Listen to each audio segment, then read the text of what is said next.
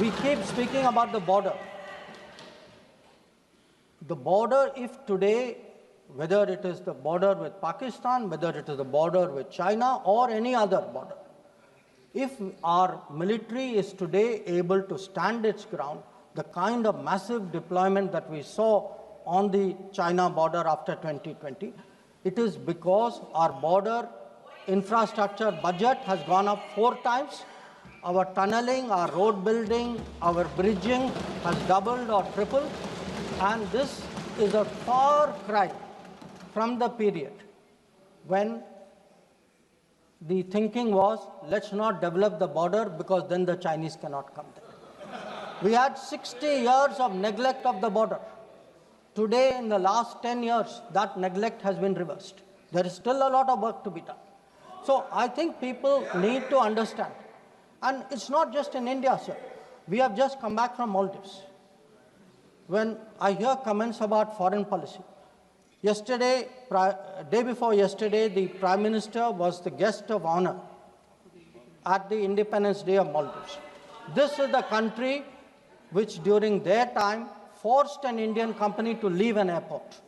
That country today has invited India to build 2 new airports. Look at Sri Lanka. If the Hambantota port was built between 2005 and 2008, and at that time it was actually justified as saying that it has no impact on India's interest. So I want, sir, the House to appreciate that the people who are today claiming to be custodians of national security thinking, who say that they are giving warnings, let us look at the record, let us see what they did when they were in office. But now allow me to come back to Operation Sindoor. So I want, sir, to conclude by saying this. The challenge of cross-border terrorism continues, but Operation Sindoor marks a new phase.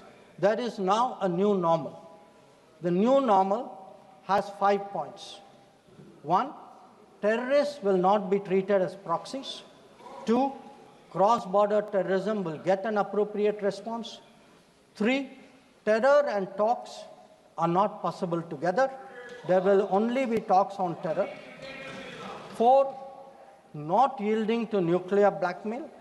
And finally, terror and good neighborliness cannot coexist. Blood and water cannot flow together. This is our position. So let me conclude, sir, by recognizing the role which this body